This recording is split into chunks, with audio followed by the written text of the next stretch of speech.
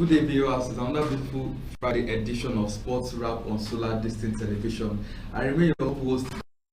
You can call me Mr. Phenomenal. And today I'm going to be dishing out a whole juicy and bumper package of sports news. And, starting from the home front, because as you know, charity break is at home. And let me bring it to you as on the under 20 FIFA World Cup will be coming up and starting on Saturday. And Young Super Eagles have landed in Mendoza in Argentina, first training session in Mendoza, and then they're going to be playing a warm-up game, and on Sunday they're going to be facing a country called Dominican Republic, and for Dominican Republic this is their first time playing an under 20 FIFA World Cup, so hopefully our Nigeria Flying Eagles are going to defeat them and then get the maximum 3 points.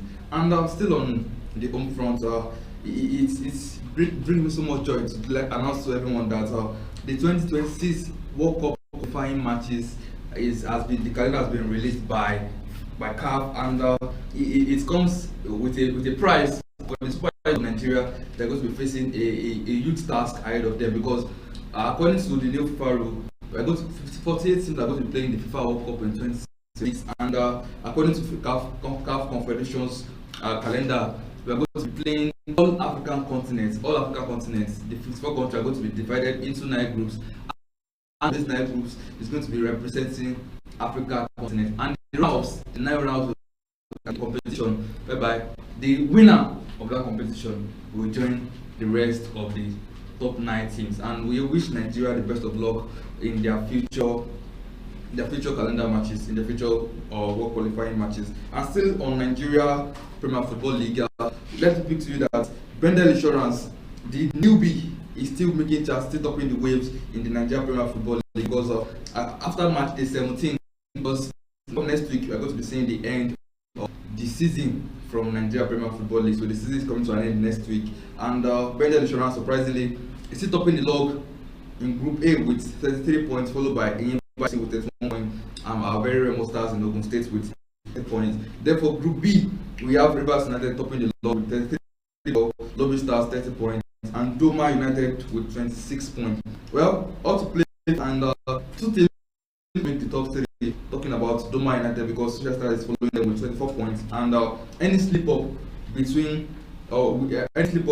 Doma United game next week is going to cost them a whole lot. And let's not forget that the top 3 teams from each of these 2 groups are going to be representing Nigeria at the CAF Confederations Cup and CAF Champions League starting from next season.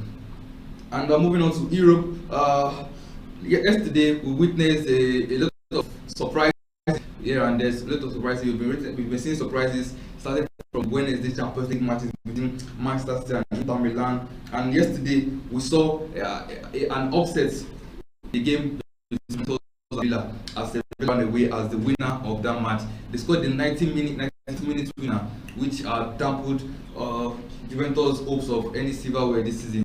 And to be honest, for Sevilla, let's look at that. For those who are following sports news, sports shows all around the stations and all around the media houses, you will know that around February and March, Sevilla were fighting for relegation.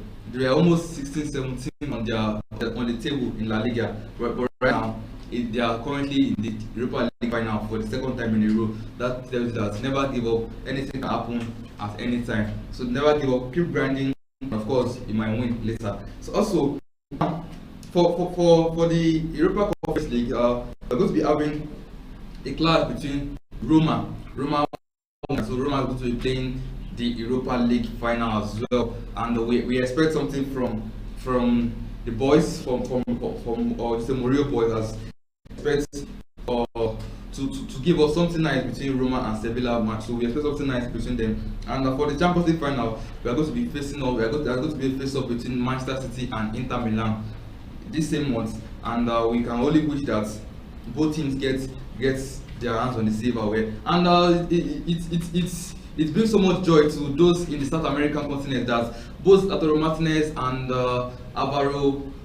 Julian Alvarez, they both got on the score sheets on the semi-final eve or night of the semi-final, and they both scored the only Lautaro Martinez scored the only goal, while Julian Alvarez scored the last goal that sealed the encounter between Manchester City and Real Madrid. Well, that match came as a surprise because Real Madrid played as if they were not interested in the match at all, and Manchester City dominated from the first minute to the very last minute. So we only wish that Manchester City can just lay their hands on the treble and become the very second team in English football history to win the treble. And this weekend we're going to be having a whole lot of matches in the English Premier Football League and also all around the world. So in the English Premier League, we're going to be having Tottenham versus Brentford. We'll be having Bournemouth versus Manchester United, which we hope that Manchester United can just pick up the win, but it's not going to be easy because United, Bournemouth also is they are on a form that you can not just predict them. And for United, they are still fighting for the top four. They are currently on 66 points with a game in hand, and